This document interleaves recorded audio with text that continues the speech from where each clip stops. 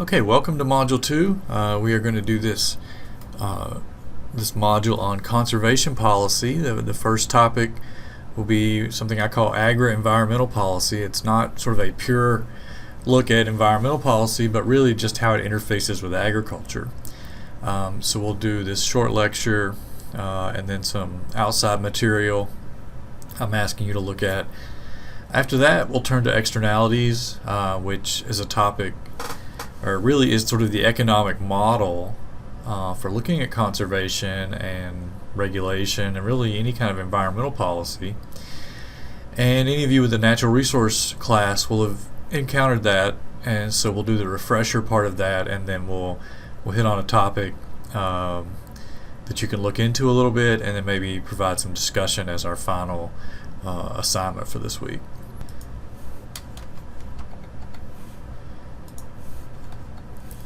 Okay, so Ag Environmental Policy really is sort of a two-track history. The first one, environmental regulation. So this is sort of mandatory policy. When we talk about regulation, it's just law, and you're expected to follow it. So it's a set of rules. The second track is this ag conservation, which is largely voluntary. So the idea is you participate, and there's incentives to participate. So two different ones. So the environmental regulation track really starts in the 60s, maybe even earlier, but a lot of textbooks would tell you that Silent Spring, written by this, I believe she was a professor, she was talking about some of the things that had been sprayed in trees and the fact that there were just no more songbirds.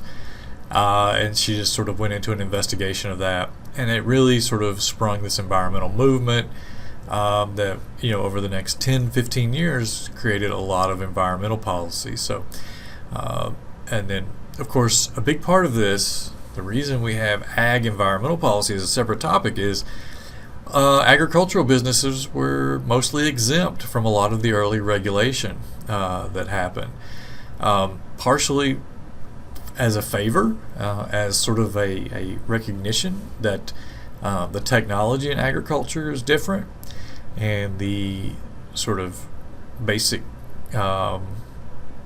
inputs that are not under the control of the farmer are a huge issue. So one of them is just the biology. You try to control it, but it is not completely in your favor, in your control. And then, of course, the weather climate issue can cause even good practices to deliver lots of waste. And there's no control over that. And then more generally, the idea that point source versus non-point source. So agriculture exists largely as a non-point source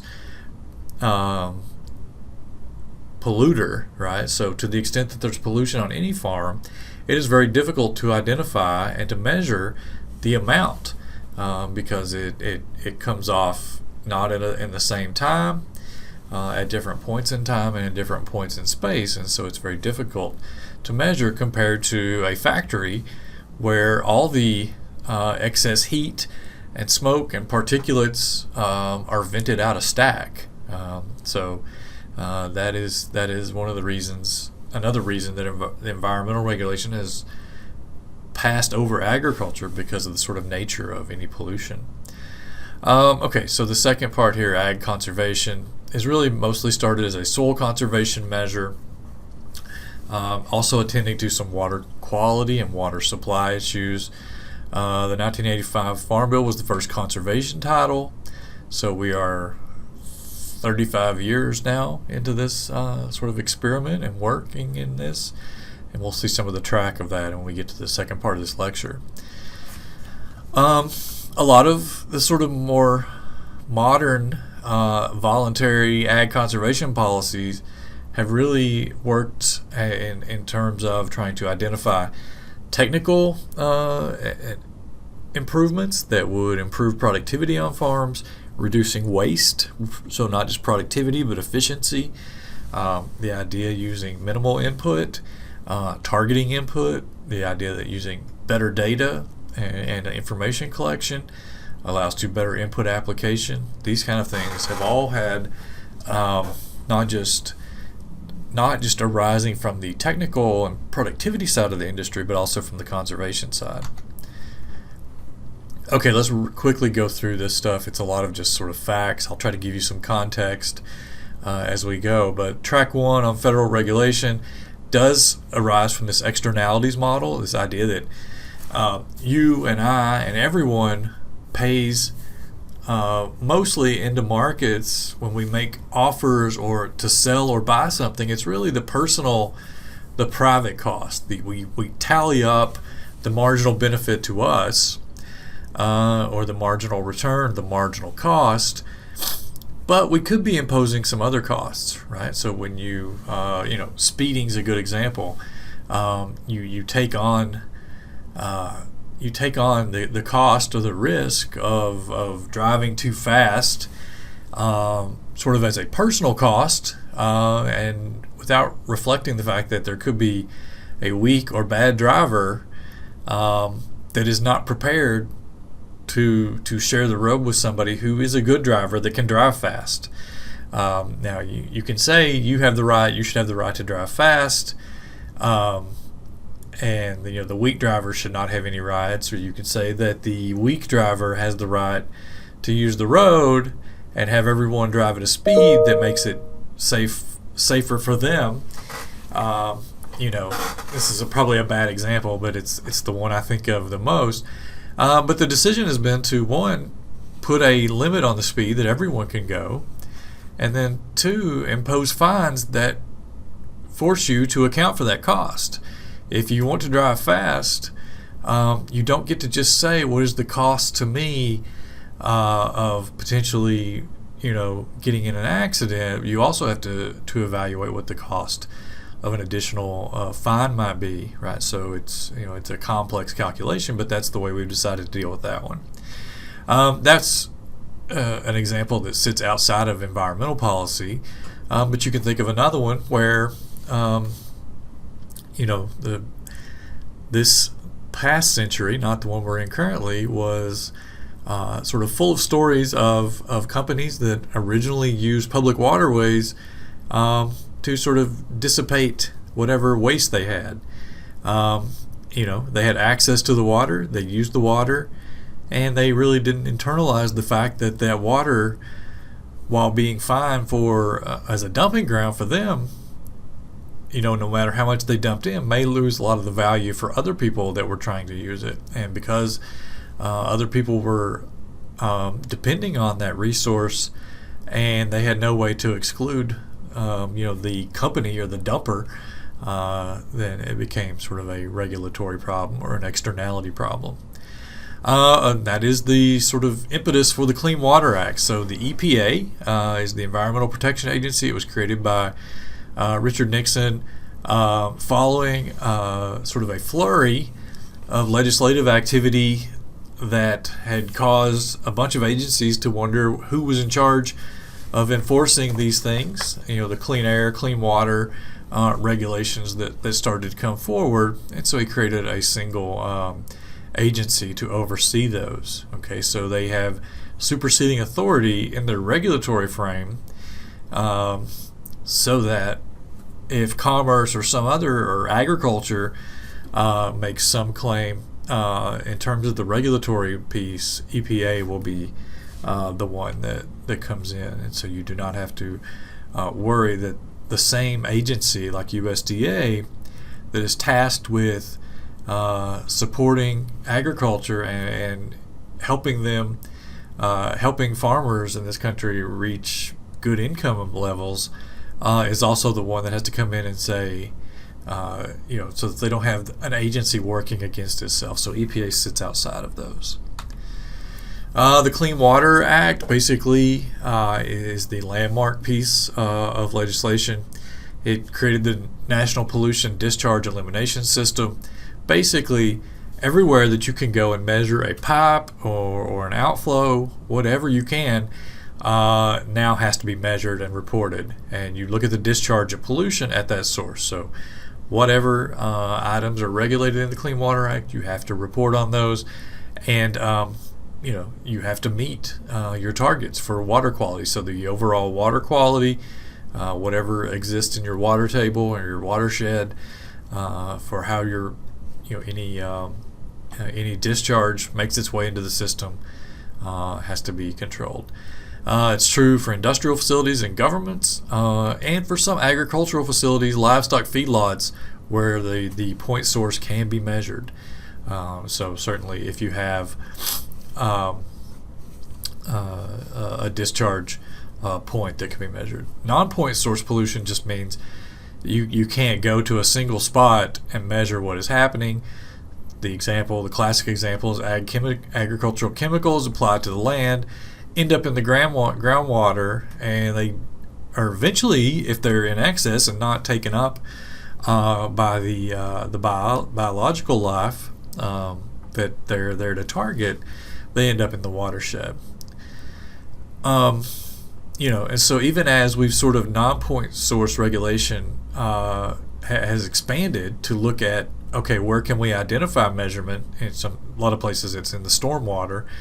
Agriculture has still sort of avoided many of the exemptions. And so that's where the Track 2, really the USDA farm policy side of this comes in, and that's what we're going to focus on. You need a much bigger class to go into sort of environmental policy, and so we're going to restrict ourselves a bit here. The Track 2 Ag Conservation is really a USDA expansion of mission. So we got the EPA to handle the regulatory, the tell you what not to do side. And then Track 2, this Ag Conservation, comes from USDA. It's really about managing programs to assist agricultural producers in either meeting the requirements of regulations or exceeding those through sort of better practices, more efficient practices that rely less on harmful materials or regulated materials or overuse of materials. Okay, so the three mechanisms: technical assistance, cost sharing, and then easement and retirement.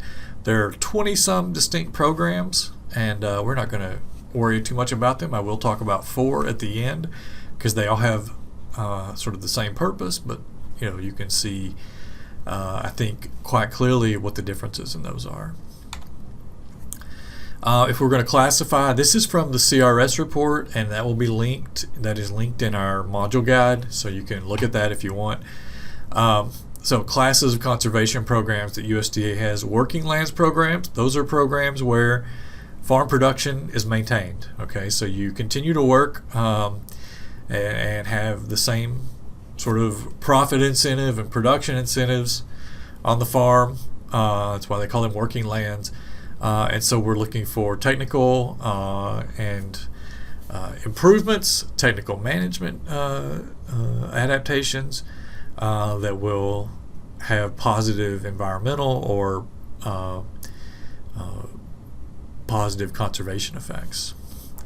Land retirement and easement programs are sort of the opposite of working lands programs. That means let's take this land out of production. So its primary purpose will be to exist in fallow and maybe have some sort of recharge. But essentially it's to look to take it out of land, out of agricultural production for some contracted amount of time and produce. It becomes a producer then of only environmental benefits, right? That is the goal. And we'll talk about that in a minute. Watershed level programs. So these are, the idea here is you work at watershed management level, right? So, and then think of the farms and agribusinesses that are within the watershed as constituencies, and try to set watershed level goals and move out and make investments in technology and education and even incentivize producers in a way to meet the watershed level goals. Emergency programs are just what they sound like. If something happens, some sort of disaster, money is brought in and to rehabilitate. Compliance is one we've talked about before. Essentially, compliance is the single sort of regulatory action that exists in USDA policy. It basically says we are going to incentivize proper management planning on the nutrient side, right? On anything you do, you have to be. It's not a purely regulatory provision because there are no restrictions. The only restriction is you have to have a nutrient management plan on file, and you have to agree to already some things that EPA has made illegal, which is production on highly erodible land and in places that have been designated proper wetlands to be preserved. Okay, so it's already illegal to do those things. And then the second part is if you break these laws, you also don't qualify for the government payments. And then, of course, you have to have your nutrient management plan on file and attest to it, right? And so it's I think most environmental groups believe the conservation compliance is weak here, but it is kind of a valuable component here, not for its regulatory mission, but for its information mission. The idea that USDA is able to understand practices and planning on the nutrient and environmental conservation side by farms.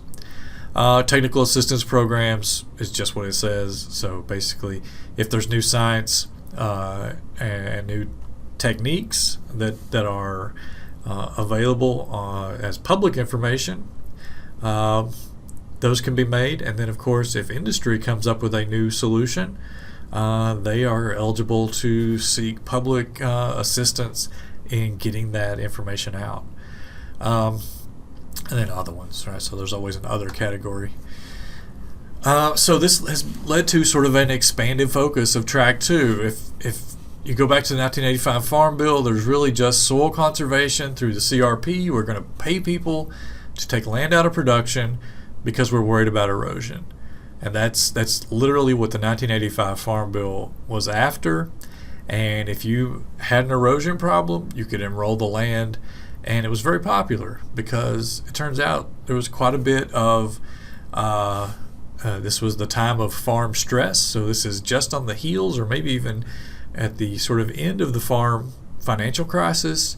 And so steady payments that come with no input cost was sort of a boon in some places that caused people to be concerned that the money in the Farm Bill going to soil conservation was mostly going to places that did not have serious erosion problems.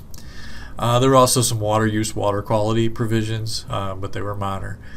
After the 1985 Farm Bill, those concerns about where a lot of the land was enrolled and the fact that it wasn't the most critical erosion areas led to a lot of debate. And then, of course, that debate said, one, erosion is a factor, but also some other things should be considered if agriculture is going to be a conservation producer, an industry that in addition to producing food and fiber is also going to produce public goods.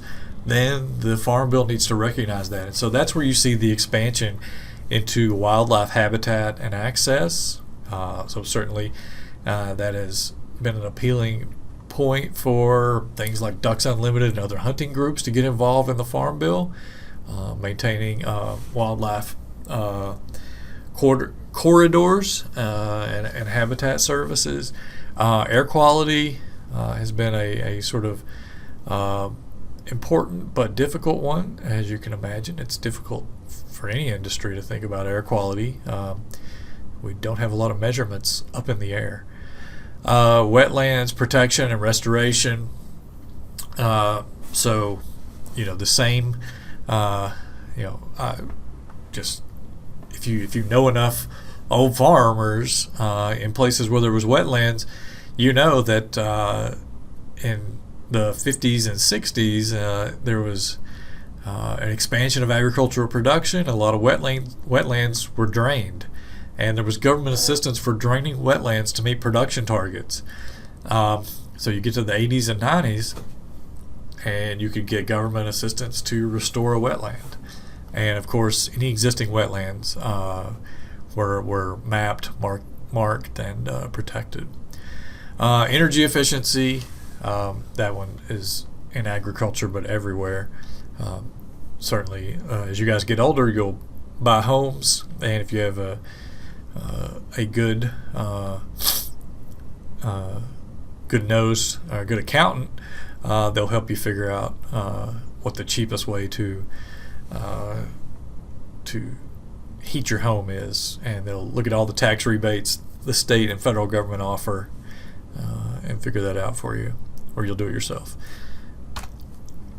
Okay, so this expanded interest, this expansion into wildlife habitat and air quality brought with it a bunch of people other than farm and commodity groups with vested interest in the Farm Bill. And so we talked about it early on, and the idea that there are these multiple constituencies and sort of strange partners in some parts of the Farm Bill and very obvious opponents in some parts of the Farm Bill. And then, of course, the real issue is that this conservation title has led to environmental groups. Really the last 30 years have been their time to work in the Farm Bill and their focus on agricultural conservation.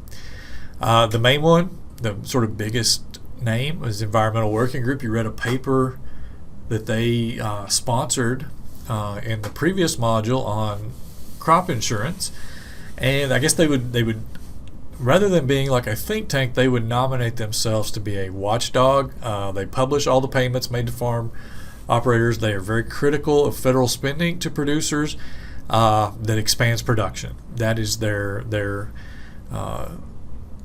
primary critique of almost everything. Is anytime you overpay or you subsidize, you push production beyond the sort of profitability level, and you expand pollution or degrade conservation accordingly with that in proportion, or maybe even in larger amounts at the margin.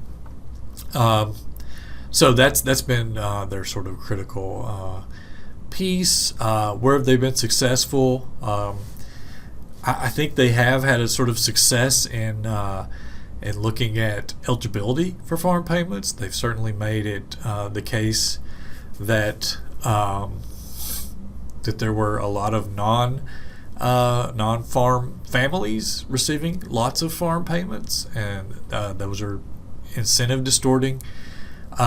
They've been pretty good advocates for farmers being paid, and paid the full sort of value of any conservation benefits that have been made. And so that is the second sort of piece of this. They advocate for conservation and protection provisions of the Farm Bill. They get critical of any inefficiencies that look like someone using conservation programs to provide income support. And so that's sort of their beef. So that's where they come in. Sierra Club is an even more sort of dramatic environmental group that has played a role because they've been sort of less technical and less data oriented. They probably had less success, but that would be moving towards the type of group that would say something like, I don't know if you're familiar, but the food reducer type arguments that cutting back on animal proteins, to improve the efficiency of protein consumption and limit the sort of activity side on the land as a substrate would be one of their arguments. And then Ducks Unlimited have been sort of big advocates for paying fees and paying subsidies to farms that will be willing to protect wildlife habitats, and arguing forcefully that those should have some of the same. I read an interesting piece a long time ago. Ducks Unlimited was one of the sponsors on the same protections that wetlands have, key wildlife habitats should have. The idea that they're just off limits, right, and they're purely regulatory, and that nutrient management plans should be expanded to be wildlife management plans. And that's largely a hunting group. So that's where their influence has been.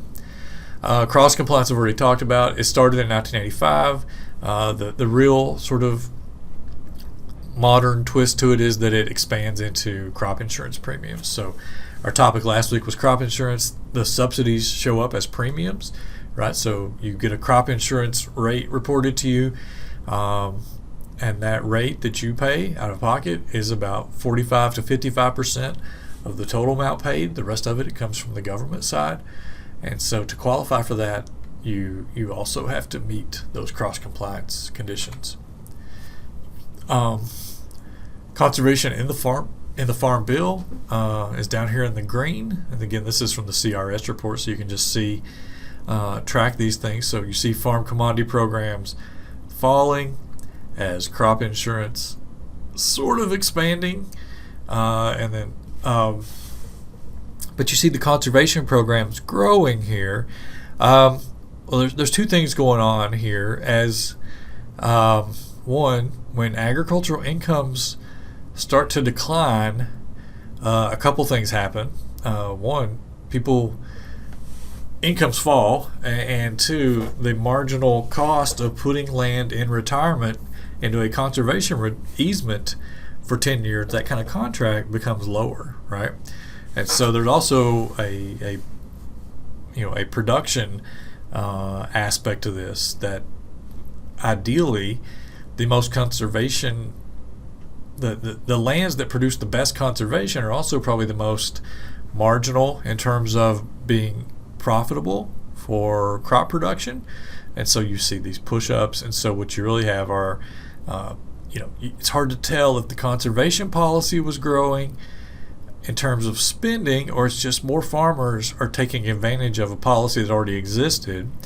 And of course, you always see this program growing a little bit because land values always go up, which means that the rental rate for conservation easements appreciate with those. Okay, that's really sort of the highlights. Conservation is one of the big four spending items in the Farm Bill. It's why we cover it as its own. I don't have a lot to say about it, other than you can see the growth here, right, in the spending. And one of the reasons we sort of talk about that track 2 and the incentivizing of conservation and these other groups is another piece of this conservation spending is something like the conservation CSP program, the stewardship program, the idea that we're going to pay farms if they do produce wildlife habitat, or equip, the idea that we're going to cost share with farms on conversion to newer, better, more sort of conservation-oriented production systems. Okay, and so that's where some of this sort of steady growth is. It's just a lot of it was enacted here and here, sort of in the 2002 Farm Bill and the 2008 Farm Bill, but it comes in with a lag, and lots of times it's not till markets sort of settle, right, that you start to see things take off. Okay, so I want to talk about 4 programs, only to distinguish them from each other. CRP is the Conservation Reserve Program. You can read all of this if you want. These are the notes right out of the Congressional Research Service report. FSA, Farm Service Agency, manages it. They get some other data and information from the National Resource Conservation Service. What it is, you put your farm up into a contract, or acres of a farm into a contract, usually for 10 years, and instead of growing crops, you produce environmental goods for the economy. Okay, how do you qualify for it? Well, NRCS, that technical assistance they have data points, and they collect information, and they score based on the erodibility of land and the water quality benefits and the wildlife habitat benefits, so forth, and they score your farm on something called the Environmental Benefits Index. So how much production of the environmental factors we are trying to produce can come off of this acre. How does that compare to the dollar rental that we've offered, or that you've offered to in the contract? And then the most efficient, the highest rated farms get offers. Okay, and so the real activity then, this is how it works. The real activity from Farm Bill to Farm Bill is, where does Congress set the targets? Okay, so you can see here in 2014, the Farm Bill expanded to say that instead of 24 million acres being the cap, 32 million acres is going to be the cap, which means you're allowed to go out and bid up more land and bring it into CRP. And that's really all that is affected there. When Congress works on this, they have not done anything specific to the CRP really in something like since probably 1996, other than change the amount of enrollment. Most of the changes have actually come through the creation of other programs that do things less drastic than taking land out of production. And so one of those is, less drastic or that don't relate to the Environmental Benefits Index. And one of those is something called the CRP enhancement. So CREP, I guess, is the right way to term it. And it just basically recognizes that CRP has these national level index measures, and you need to score high in that index to get an offer, accepted to go into CRP. But there could be some state level or regional or watershed level concerns about water quality or wildlife habitat, or even some sensitive areas to erosion that aren't being captured in the EBI. And so this allows states to partner and spend 20% of the cost and create their own sort of miniature CRP program. And it's only available to those within the designated area. It's not competitive otherwhere. So it's sort of a sub-state or a what you might call a block grant program. So the federal government provides some money, says you come up with the rules, let us see them, make us aware of what the conditions and what the goals are, and we'll provide this amount of the support, and then you also have to put up some money for it. It's been successful in the Midwest, where the EBIs tend to suffer because the land value is so high in the Midwest and the Corn Belt. It's been a nice addition. Conservation Stewardship Program goes around the other way. It says you are a producer of agricultural goods, you are a producer of other things too, and if you're willing to be focused on production of both simultaneously and to commit to a certain set of activities that will produce these environmental goods, you don't have to be in the CRP, we don't have to have the EBI. We will make an annual payment for these conservation activities that you produce alongside your agricultural production. So you see here, right here's the key part: the annual payment for installing conservation activities and maintaining those, or two, a supplemental payment for adopting a resource conserving crop rotation. So this one has been a much touted program that has it's had its ups and downs in terms of what is effective and what its sort of value is going to be and how much Congress wants to support it. But in 2002, this was viewed as the future of conservation policy. It's taking some time to sort of work out, but the idea being, just like a contract for production, if you hit 160 bushels per acre, this is your sort of the contract, and as long as you hit the grade of grain that you promised, and then here are the sort of bonuses on that, and so that's exactly how CSP works. Of course, the big drawback is you have to sort of agree to monitoring, right? So people will be on the farm looking at what you've done. Then the final one is the EQIP. It's called Environmental Quality Incentives Programs. This is similar to CSP, but it's basically installation of structural, vegetative, land management practices And the goal here isn't just generic. I mean, what's different about this, it's not generic conservation provision. It is in areas that are high demand, okay? If you have a large risk of damaging wildlife habitat, or if you have a higher than average risk of impacting a certain waterway, then you can get assistance in a management plan or a management technique that would mitigate that. Okay, and so this one's about a specific, the difference between CSP and this one, CSP is really just about, are you producing something? Are you going to agree to produce it and look at the thresholds in the contract and try to meet those? And this one is really more about, we already have an environmental sort of hotspot or concern in this area. Let's go out and make offers and see what it would cost us to get farmers to buy in and how much assistance we'd have to give. And that's how those differ. So you got 4 programs really here at the end. Set aside land in conservation reserve, monitored by the EBI and applied nationally. The enhancement to the conservation reserve is still a set aside program, but working at state or lower level to meet a specific need. Then you have the conservation stewardship program, which is really the opposite of CRP. You keep producing, but you begin to think about managing for joint production of agricultural output and conservation outputs and getting paid for those.